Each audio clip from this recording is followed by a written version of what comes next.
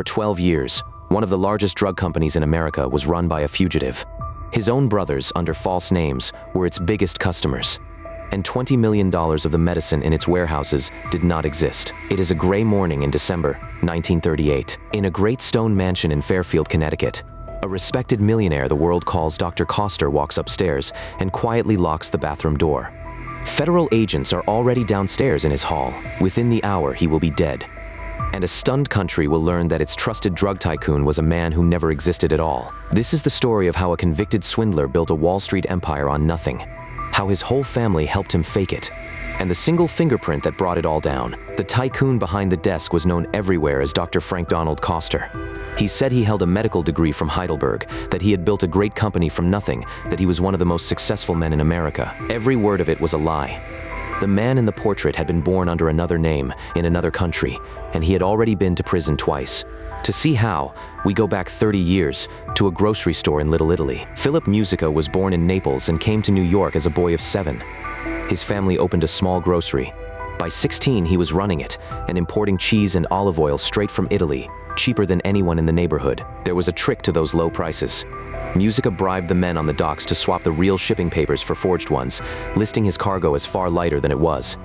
He was not paying the import duties everyone else paid. In 1909, the city cracked down on the waterfront, and the scheme unraveled. Philip and his father were arrested. Philip pleaded guilty to save his father, and served his first sentence. A presidential pardon set him free in 6 months. Most men would have taken the warning. Musica took a lesson. He had learned that a company could be worth whatever its paperwork said it was worth. Next time, he would sell something almost nobody would ever check. What he chose was human hair. In that era, fashionable women paid a fortune for long strands to build elaborate hairstyles. Good hair could sell for $80 a pound.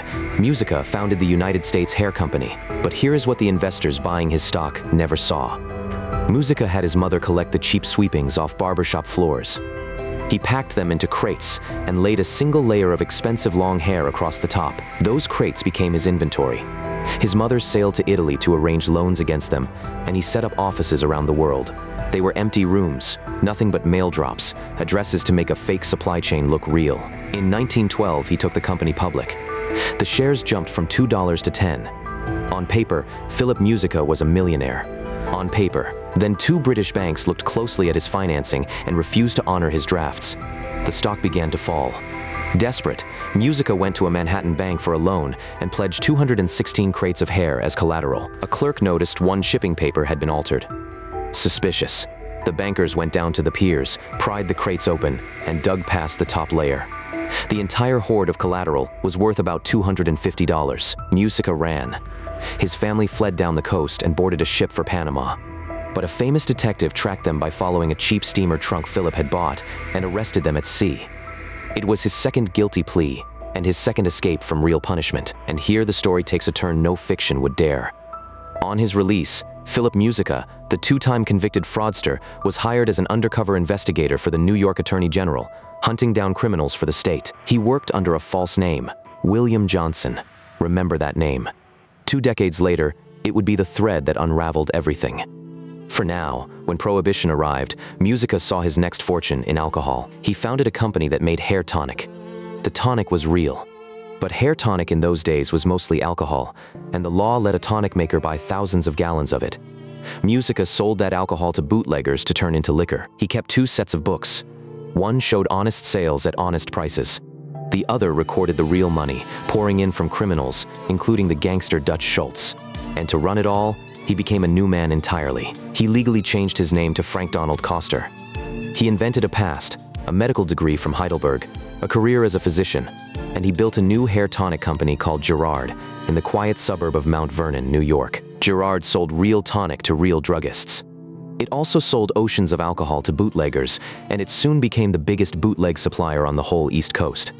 Dr. Coster was rich, respectable, and hiding in plain sight. Now watch how the real machine worked, because this is the heart of it.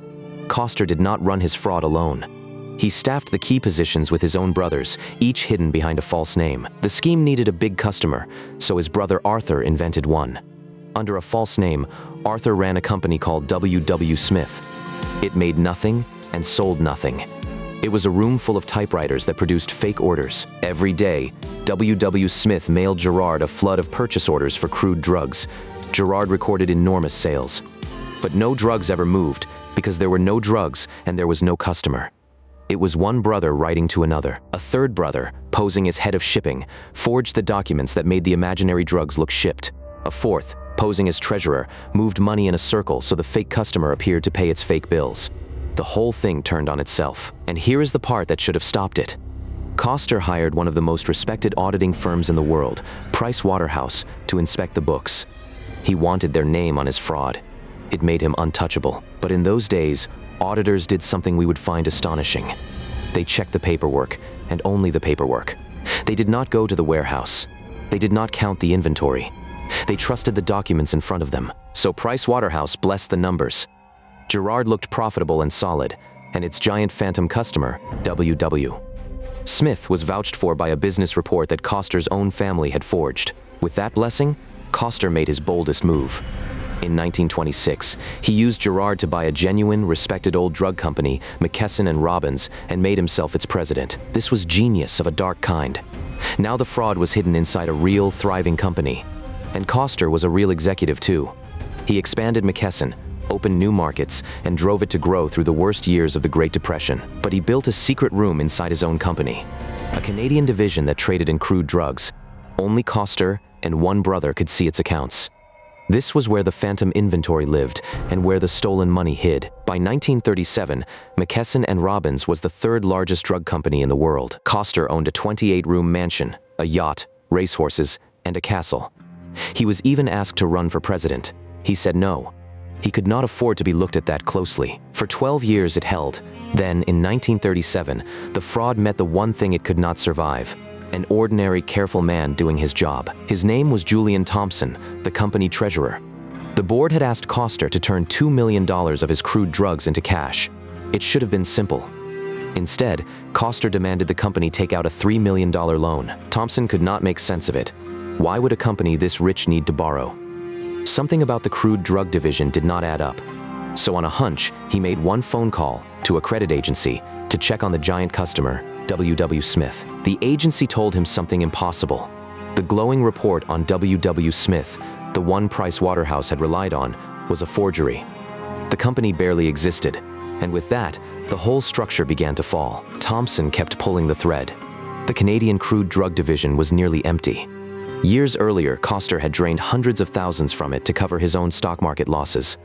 In all, some $20 million of the company's assets were pure fiction. Coster fought back the only way he knew. He accused Thompson of trying to wreck the company and tried to seize control of the courts to bury the truth. But Thompson moved faster and forced McKesson into bankruptcy protection out in the open, where regulators would have to look. If a story like this makes you think about how many respected names have hidden a rot like this one, the like button genuinely helps stories like it reach more people.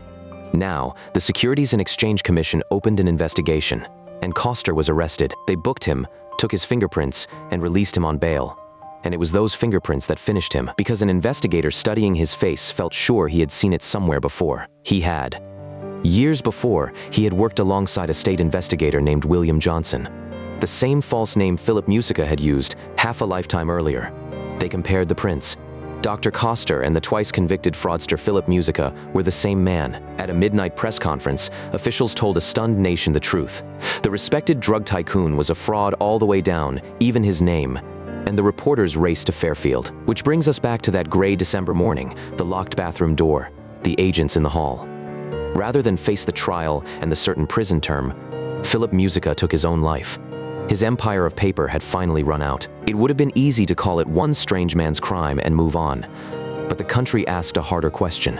How did the third largest drug company in the world hide $20 million of nothing in plain sight for over a decade? The answer was uncomfortable.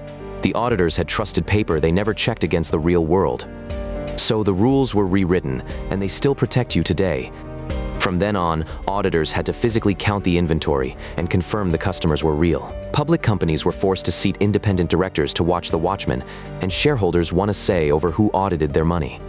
The modern audit, the one that stands between you and the next Coster, was born from this exact fraud. That is the strangest legacy of Philip Musica. A man who faked everything, down to his own name, ended up forcing the world to start checking what was real. If you want more true stories of the greatest cons in history and how they came undone, subscribe. There is a new one coming.